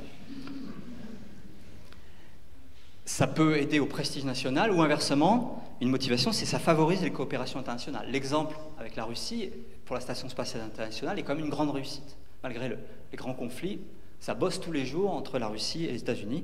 Et il faudrait la même chose avec la Chine, quelque part, maintenant. Ça peut inspirer des progrès technologiques. Certains, un peu visionnaires, du genre Elon Musk, voudraient que ça amorce l'expansion des activités humaines, aller coloniser d'autres mondes pour survivre. Et puis il y a des gens qui s'intéressent à l'économie de cela. Et puis enfin, je l'ai mis en dernier, la science. C'est quand même intéressant scientifiquement. On ne peut pas justifier une telle exploration à un tel coût par la science, mais une fois qu'on a des hommes sur place, on peut faire une science extraordinaire. Bon, alors bien sûr, il y a quelques défis techniques. Je vais, pour abréger quand même, les passer en revue sans les détailler avec quelques images, mais on peut les lister là. Ce qui est dur, c'est d'aller vers Mars, faire le voyage vers Mars. Il faut un vaisseau spatial avec un support vie beaucoup plus performant que sur la Station spatiale internationale, qui recycle l'oxygène, l'eau de manière beaucoup plus précise. Il faut pouvoir maintenir les astronautes en bonne santé. Il faut pouvoir atterrir sur Mars. Une fois sur Mars, il faut pouvoir vivre et pouvoir repartir. Il faut une fusée là, sur place. Donc un vaisseau spatial, ça ne peut pas être juste la capsule Orion. Il faut plus de place. Donc là, j'avais prévu tout un propos pour vous résumer des choses, en particulier tous les concepts qui sont en développement pour agrandir, finalement compléter la capsule Orion avec un habitat spatial. On développe en particulier des structures gonflables. Vous savez peut-être que sur la Station spatiale internationale, il y a toute une partie qui est gonflable, qui a été fournie par Bigelow. Vous voyez le développement de ces structures, gonflables enfin, en kit, quoi, enfin démontables. Alors régulièrement, les astronautes ouvrent la trappe, elle est quand même fermée. Puis ils vont voir s'il n'y a pas une météorite qui a percé, mais non, ça tient le coup. Donc voilà, vous avez Jeff Williams qui a fait la première fois, il est rentré là-dedans. Pareil, ça sentait pas très bon, mais ça marchait quand même. Il faut se protéger des radiations, j'aurais pas le temps de trop développer l'affaire. Et il faut se maintenir en forme. Puisque quand on fait un voyage de 6 mois en apesanteur, comme vous le savez, c'est pas facile. Donc sur la Station spatiale internationale, les astronautes passent 2 voire 3 heures par jour à faire du sport, avec différentes machines qui sont assez grosses, donc il faudra les miniaturiser, parce qu'on ne peut pas mettre ça sur un... Bon, c'est accéléré, hein. On ne peut pas mettre ça peut-être sur une station. À ce sujet, j'avais quand même prévu de vous parler de quelques expériences qu'on a. Des astronautes en apesanteur pendant 6 mois, on fait ça tout le temps. Les astronautes qui vont sur la Station spatiale internationale, ils partent toujours pour 6 mois, 7 mois, c'est-à-dire la durée du voyage vers Mars. Donc on sait très bien dans quel état ils sont. Mais bon, généralement, quand ils arrivent, ils sont complètement épuisés. Comme dit Thomas Pesquet, c'est un peu comme sur une balance, il n'est plus habitué à avoir du poids, donc il trouve que il ressent que littéralement son bras pèse 10 kilos, que sa tête est très lourde, et puis ils ont un problème d'équilibre. Musculairement, ils sont assez en forme, hein, mais ils ont surtout un problème d'équilibre. Alors il y a quand même un exemple qui est intéressant, c'est qu'il y a quelques années, la 6e expédition, donc c'est vraiment au début de la Station spatiale internationale, avec notamment un astronaute que j'ai pu rencontrer qui s'appelle Don Petit. Ils étaient partis en navette spatiale, ils devaient rentrer en navette spatiale. Columbia a explosé au retour, donc ils n'avaient plus d'autre choix que de rentrer en Soyouz. Donc, sans vrai entraînement, il a rentré en Soyouz, et pas de chance, ce Soyouz, ce modèle TMA, n'a pas fonctionné comme il faut. Résultat, ils ont fait une rentrée directe, non contrôlée, ils se sont pris 9G, et ils sont atterris à plusieurs centaines de kilomètres du point prévu. Et donc, ils sont restés 2 heures avant de pouvoir contacter quelqu'un, et avant que le premier hélicoptère arrive, peut-être plus de 3 heures. Donc ça, c'est pas la vraie photo, personne n'a photographié. Et voilà quand on les a récupérés. Et alors, c'est très intéressant d'entendre leur témoignage. Vous aviez là des astronautes qui avaient passé 6 mois en orbite et qui ont dû s'occuper d'eux-mêmes, se mettre en sécurité, préparer un petit camp, parce qu'ils n'avaient aucune nouvelle, pendant les premières minutes après leur atterrissage. Bizarrement, cette histoire est très peu connue, vous ne trouverez rien là-dessus sur le web. Là, vous voyez dans quel état ils sont. Donc, ce que vous remarquez, c'est que lui, là, Nikolai Boudarine, est en pleine forme. Il est debout et il a pu faire plein de choses. Don Petit, la raison, c'est qu'il avait déjà fait ce vol-là. Il avait l'expérience de faire 6 mois dans l'espace, revenir.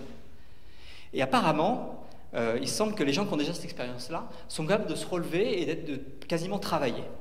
Don Petit, que vous voyez ici, il n'a rien pu faire. Il a rampé. Alors, il était capable de ramper. Il a pu sortir du matériel, mais il était capable de se mettre debout. Donc, voilà, il y a des expériences. On sait, et sa conclusion personnelle, c'est de dire on peut parfaitement atterrir sur Mars, se reposer quelques heures, et puis ensuite se mettre au boulot, quoi. Par contre, s'il arrive quelque chose de catastrophique, les astronautes ne seront pas très performants. Alors évidemment, la solution idéale, ce serait de mettre une centrifugeuse, comme tout ça. C'est ce qu'on voit dans le film Seul sur Mars.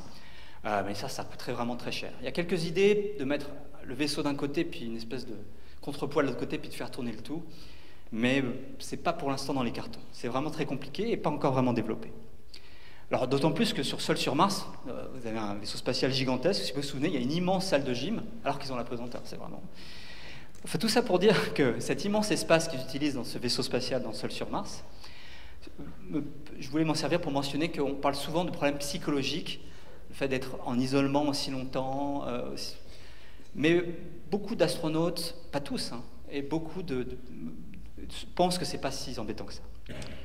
Je vais pas retourner plus loin. Alors, je vais passer maintenant très en revue. Le problème qui reste, c'est qu'il faut atterrir sur Mars. On s'est posé une tonne, hein, avec Curiosity, je vais pas vous montrer le film. Le problème, c'est qu'on a atteint les limites. Avec juste un bouclier et un parachute, on ne peut pas mettre plus d'une tonne sur Mars, l'atmosphère ne freine pas assez. Il faut un plus gros bouclier ou des rétrofusées. Alors des plus gros boucliers, c'est difficile à faire. L'idée, c'est de faire des boucliers gonflables. Et c'est en développement, ça a été testé, ça marche très bien. Et donc c'est pour ça que sur beaucoup d'images, un peu de fiction d'atterrissage sur Mars, vous voyez dans le vaisseau spatial protégé par un bouclier gonflable gigantesque comme celui-là. L'autre astuce, c'est ce que propose toujours Elon Musk. SpaceX n'est pas fan du tout de parachute, même sur Terre, il ne voulait pas mettre de parachute. C'est d'allumer des rétrofusées une fois qu'on est rentré dans l'atmosphère, et puis on se pose, à condition d'emmener beaucoup de carburant. Et on peut aussi faire ça. Après, il faut vivre sur Mars, il y a plein de problèmes avec la poussière, il faut un scaphandre performant. Le scaphandre lunaire est vraiment trop lourd, le scaphandre des sorties extravéhiculaires sur les ISS est vraiment beaucoup trop lourd.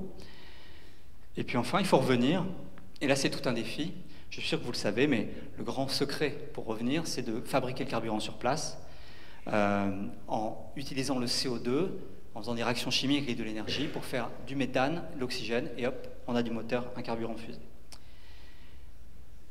Alors, personnellement, vous voyez toutes ces difficultés, si vous regardez bien ma liste, ce qui est dur, c'est de se descendre sur Mars, vivre sur Mars, redécoller. Ce qui est beaucoup plus facile, ce serait juste de faire la partie voyage vers Mars, mise en orbite, retour. Et moi, je suis un très fort avocat d'une première mission qui se contenterait d'aller en orbite autour de Mars. Alors, quel est l'intérêt? D'abord, c'est une aventure extraordinaire. Et puis, on peut faire des choses. Par exemple, alors, il y a des rapports qui ont été rédigés sur ce sujet. On peut, par exemple, aller accoster les lunes de Mars. C'est comme une aventure extraordinaire d'exploration, comme Phobos et Deimos. Et on peut aussi faire quelque chose qu'on rêve de faire, c'est commander les robots qui sont très performants, mais en temps réel. Actuellement, quand les robots sont sur Mars, souvent le signal radio met 10 jusqu'à 20 minutes aller, 20 minutes retour, on ne peut rien commander en temps réel. Résultat, des fois on met 3 jours pour faire le tour d'un caillou, enfin c'est terrifiant. Vraiment, c'est très très lent, hein, les robots. Et là, en temps réel, ce serait formidable avec les progrès de la robotique, on pourrait avoir une espèce d'avatar à la surface. Et il se trouve que c'est quelque chose qui est vraiment dans les cartons. Et c'est un sujet important de travail sur la Station spatiale internationale, la commande de robots depuis l'orbite. Là, vous voyez des tests qui sont faits avec ce petit robot bleu là, qui est à l'ESTEC, donc au centre spatial de l'Agence spatiale européenne en Hollande. Et donc c'est piloté par Andreas Morgensen, qui était un pilote. Et puis même Thomas Pesquet a travaillé sur la commande avec joystick, avec retour de force. C'était l'expérience Aptix 2, donc vous voyez notre Thomas favori. Qui travaille justement à cette commande à distance de robots. C'est vraiment l'avenir et on pourrait faire ça depuis l'orbite de Mars en temps réel. Une vraie exploration formidable. Donc je vais conclure là-dessus. Une mission comme ça, juste en orbite retour, ça évoque Apollo 8. Et Apollo 8, je crois que c'était une mission extraordinaire. Donc je termine avec cette image. Et c'est la fin.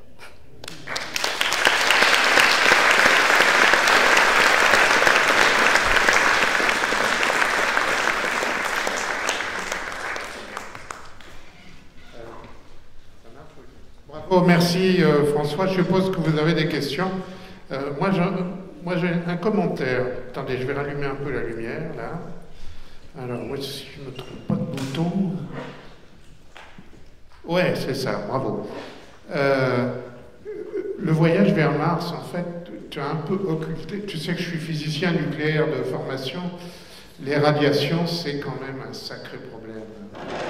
La plupart des gens vont arriver un peu flagada. Il faut qu'on trouve un truc.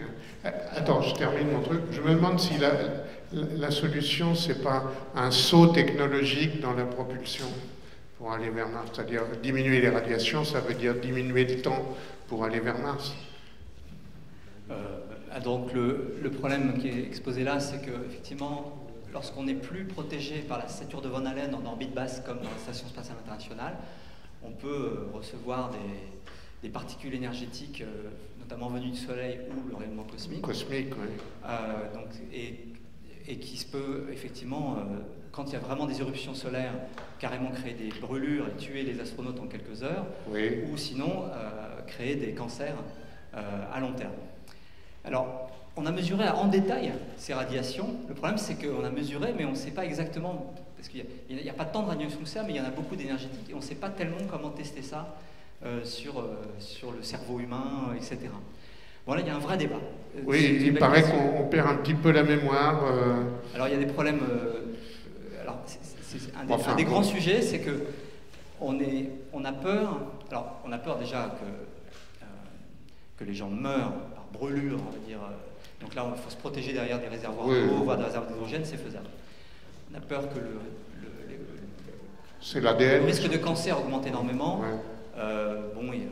Des gens sont prêts à prendre ce risque. Et puis, tu as raison, ce qui est à la mode en ce moment, je dirais à la mode parce que c'est un sujet on parlait peu il y a quelques années, c'est la diminution des facultés cognitives. Voilà ce qui est le jargon qui est utilisé. Enfin, je suppose qu'il y aura toujours des gens qui seront prêts à y aller.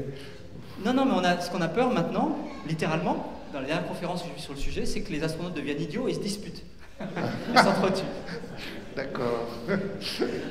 Bon, je pense qu'on va progresser, et ne serait-ce qu'avec la station, le Gateway autour de la Lune, on va apprendre des choses. Oui, mais c'est une vraie question en suspens. C'est-à-dire qu'on peut littéralement trouver des biologistes, physiciens nucléaires qui sont absolument convaincus qu'il n'y a aucun problème, et d'autres qui sont absolument convaincus que ce sera impossible d'y aller si on met plus d'un mois pour y aller. Quoi. Ouais. Donc il y a un vrai débat et il n'est pas tranché. Ok. Vous avez des questions? Tu peux peut-être, pendant que je passe le micro à mon ami Jean-Claude, nous dire quelque chose sur le parachute de Mars, de ExoMars 2020? Est-ce que ça s'est amélioré ou non, on est sûr qu'on part? Attendez, faut pas que je dise de bêtises, mais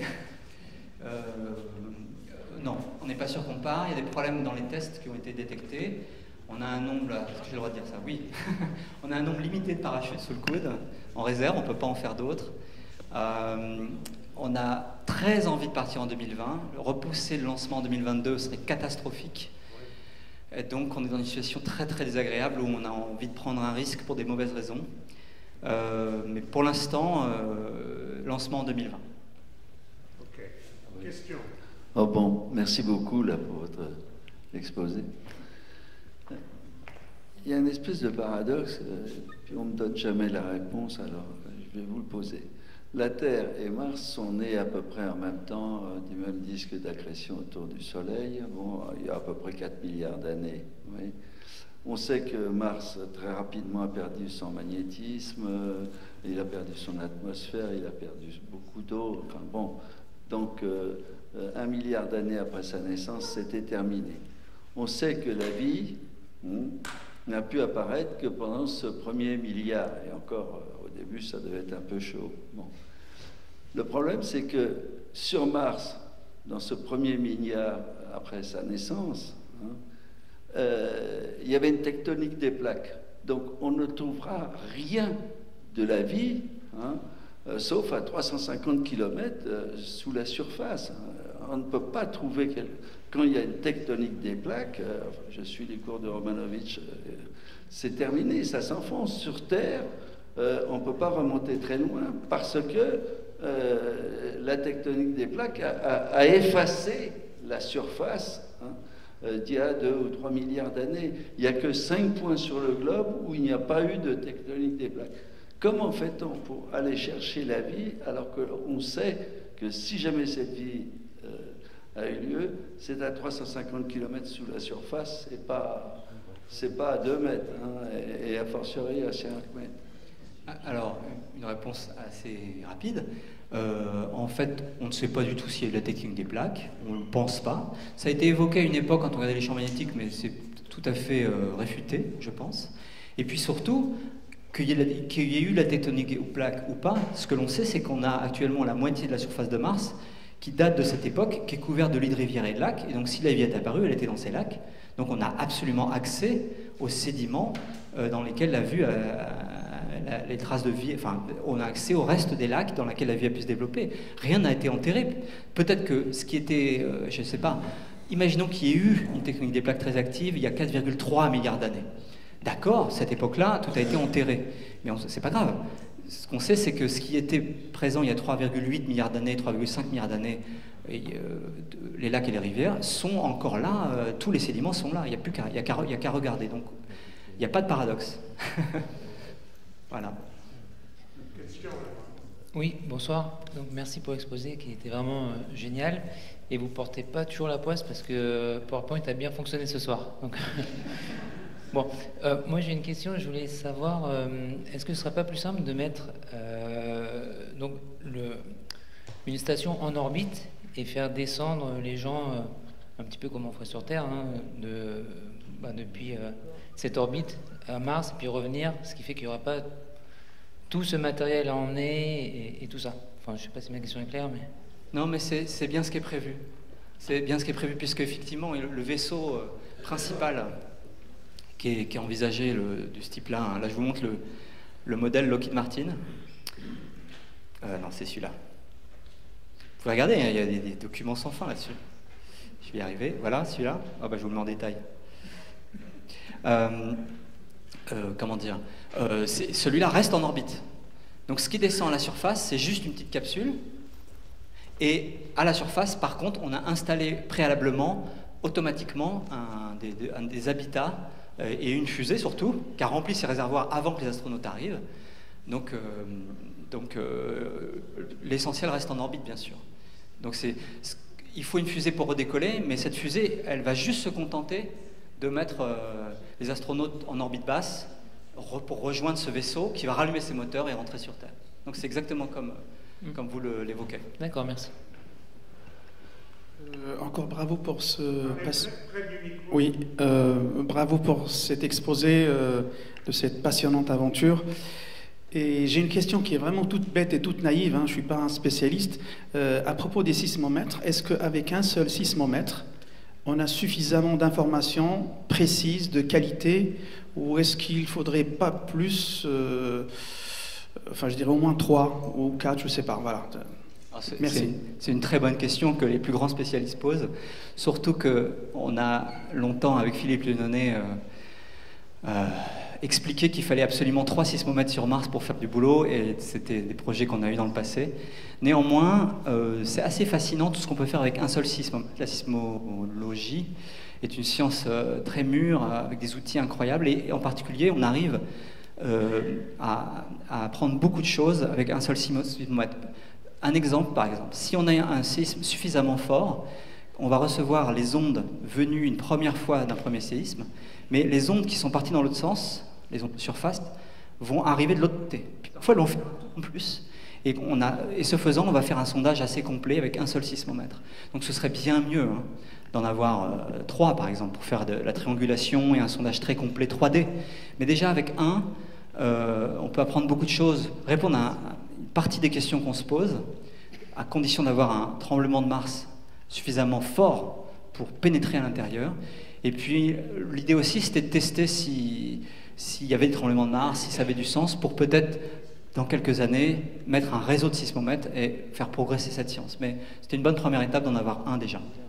Mais c'est une très bonne question. Il y a encore une question là. Oui, parmi les échecs qu'on ne vous impute pas.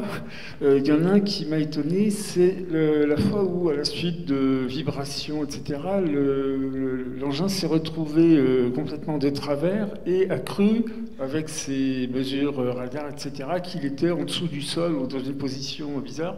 Je suis étonné qu'il n'y ait pas eu dans le programme de descente un test de vraisemblance, disons, puisqu'il était encore beaucoup trop haut pour se trouver dans la chronologie, dans une position de ce genre-là.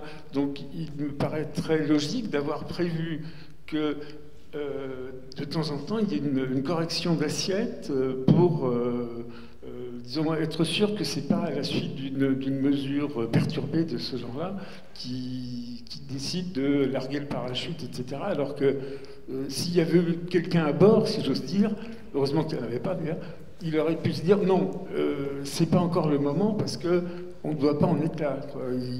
On ne descend pas en marche du train tant qu'il n'est pas arrêté, en quelque sorte. Bien sûr. Je ne peux pas répondre à autre chose. Évidemment, il aurait fallu que... c'était une erreur. C'était une partie du programme, je veux dire, de gestion temps réel qui était pas comme il faut. Il aurait fallu prévoir, envisager, dans la conception du logiciel de bord, ce cas-là et faire en sorte que... Le spatial, il faut toujours être complètement paranoïaque. Je suppose qu'il y a des gyroscopes ou des instruments de ce genre-là qui permettent de connaître l'attitude, même si elle n'est pas bonne, au moins la connaître. Ah non, mais c'est ces instruments-là qu'on dysfonctionné. Donc, non, le gyroscope, lui, c'est le gyroscope qui a dysfonctionné et qui a donc transmis de mauvaises informations. Mais il aurait fallu d'abord le tester sur Terre, même si le modèle était livré avec certaines caractéristiques. Il aurait fallu vérifier qu'il comportait exactement le prévu. Il n'y a pas eu le temps. C'est difficile de tout faire. Les moyens, même si ça coûte cher, les moyens ne sont pas illimités. Et puis d'autre part, il aurait fallu être dans un mode de ce qu'on appelle what if, être toujours à imaginer toutes les catastrophes possibles. Pour ceux qui sont ingénieurs ici, ils faisaient le contrôle qualité avec l'arbre des pannes possibles, etc. Ça n'a pas été parfait et paf, on paye sa cash tout de suite. Est-ce qu'il y a d'autres questions? Oui, allez, une dernière, là, monsieur au centre. Là. Faites passer le micro.